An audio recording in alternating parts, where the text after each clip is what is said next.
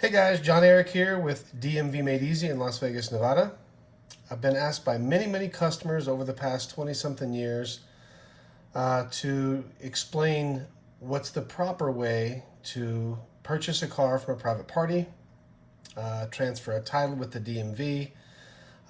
When you're doing the deal at McDonald's or their house or wherever you're at, what do I look for to make sure that I get a clean title, it's legit, and make sure everybody signs things in the right spot. So I'm just going to go over quickly with you. I've blacked out a few areas in this title because this is a copy of a real title here in Nevada. This is the most current title style as of June of 2019. I don't suspect they'll change it for a while based on they hadn't changed it previously for about 10, maybe 12 years. So I'm going to point out a couple of things. The paper should feel heavy. Thick, like an original birth certificate or a death certificate, something like that. Of course, the blue outline. If you see these voids in here, this is because this is a copy. If you get a title and it says void and the person's trying to pass it off as an original, it's not. Don't walk away from that deal, run away from that deal. Also, one more security feature before we talk about how to fill it out. You also have the great state of Nevada down here. Now, in a real title, if you push on this and get it warm, for maybe 5-10 seconds, when you lift your finger up, this ink will just about disappear. It'll be pretty much see-through.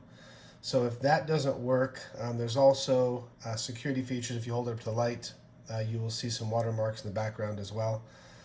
So that's the main security things you want to look for. If there's one more thing, let me point this out real quick. So it says here, alteration or erasure voids this title. If somebody's clearly had something written on part of the title and they did some type of whiteout, they marked over it, they obviously tried to erase it. This ink is very, how shall I put this? I won't say weak, but an eraser will take it down and make it really obvious that it's been erased. So you don't want to get deals like that. There are ways to fix it if you have. Some people just do dumb things, which I see every day.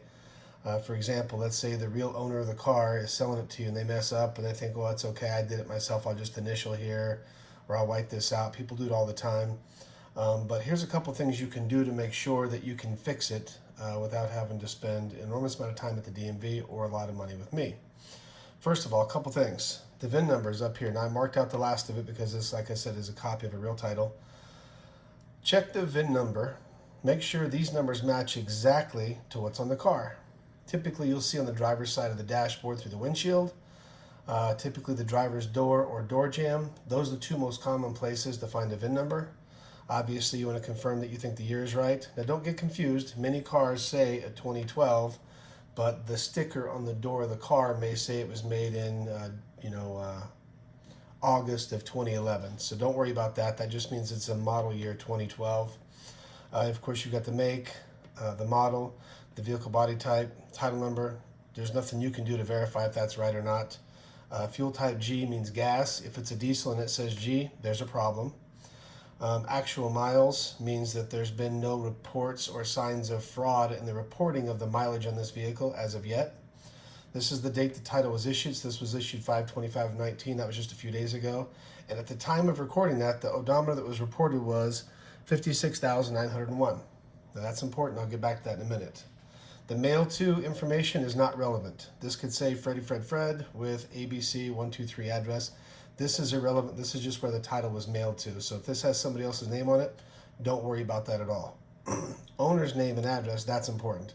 I marked out the real owner's name and address in this case because you don't need to see that. But this is the name of the person you should be buying it from. So what I highly recommend everybody, most people don't do this, but this is a recommendation. Check their ID and make sure the person you're buying it from is this person. I can't tell you how many scammy Craigslist stories I've heard about, well, the guy said it was his uncle and it was okay to sell it. And, well, truth turned out to be the uncle was in jail and happened to have the title and the nephew forged the title. So be careful when you're doing this. And, of course, I'll make sure my contact info is in here. If you're ever not sure, of course, you can always call us, text us, or email us a picture of the title you're thinking about buying, and we can give you some advice on whether we think it looks like a legitimate Nevada title, and maybe some more things that you can ask the client As I stated before, we're not attorneys, we're not legal advisors, but we have filled out hundreds of thousands of titles, so we're pretty good at it. Let's go down here to lien holder name and address. Now, if this has got something in there, it could be an individual's name, it could be Title Max, it could be Bank of America, it could be Ford Motor Credit. This is where a bank would list themselves on the title as the legal owner of the vehicle. Now, registered owner and legal owner can be the same person, or they can be two different. If there's something here, then whoever's on here, let's say it's Bank of America, you'll typically see a signature here with a Bank of America stamp and a date, and occasionally they'll print their name as well. Most of the time they just sign it and date it and stamp it with whatever bank name, and that's fine in most cases. If there's something here and this is left blank, many times banks will send out a lien release letter. Now, if you've got a letter instead of an original signature on the title, that's okay, but to process it in Nevada, it must be original and it must be notarized and it must be signed by somebody at the bank. If it's not that way, it won't suffice.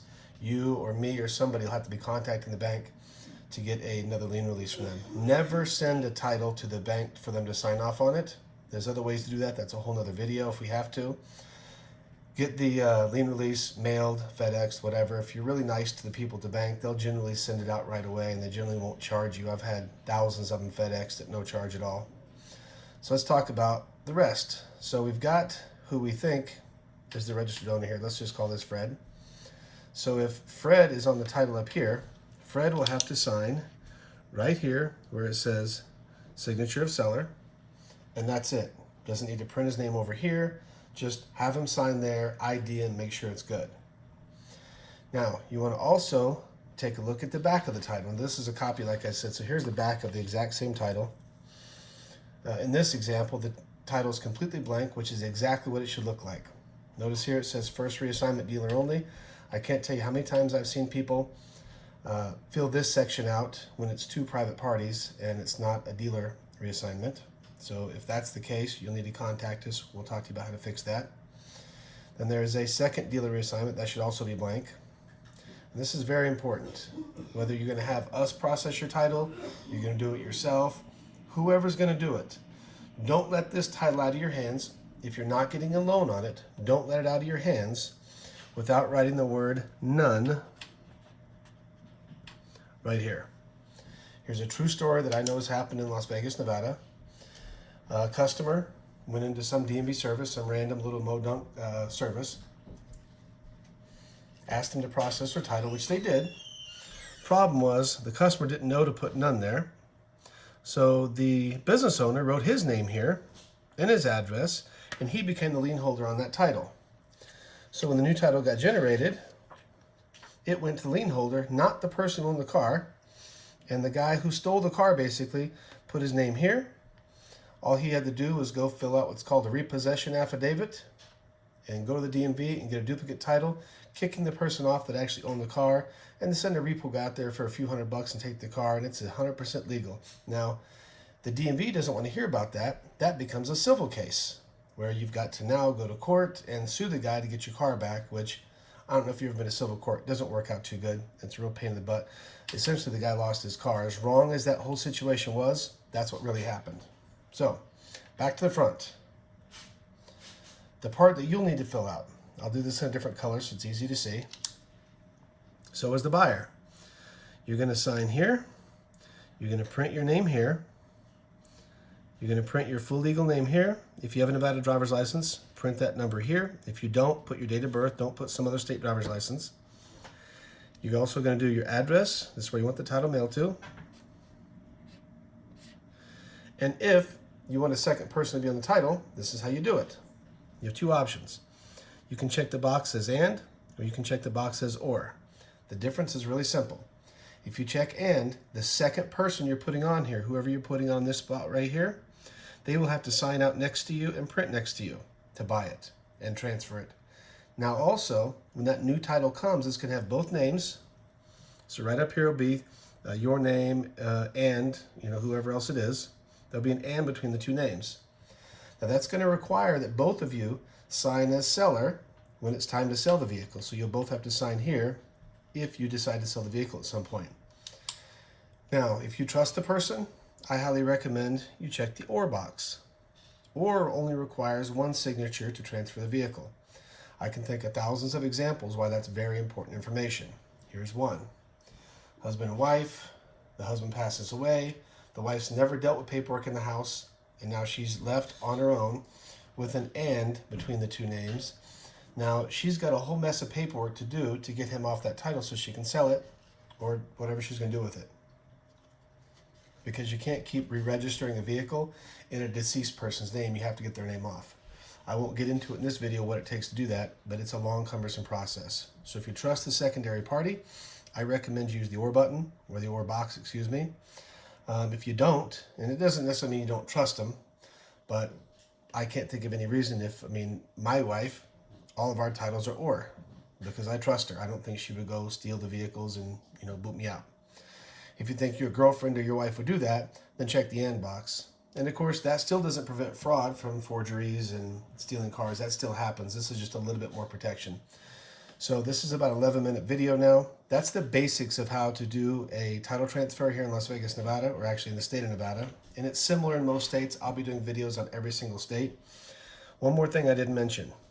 Check the odometer, 56901, and then check the mileage on the car. If it's below what's on there, one or two things has happened. Either A, the DMV keyed it in wrong when they processed the last title. B, the person wrote it wrong, or actually there's a third thing. C, you've either got a seller that has changed the odometer and didn't report it to DMV, or B, they figured out some way to roll it back, trying to convince you the car's got less miles on it than it does. This is irrelevant on cars that are more than 10 years old. When it's less than 10 years old, this section here has to be filled out each time a title is transferred. If the mileage is wrong, there's 3 boxes here that you can use to correct it. And I don't recommend you use these.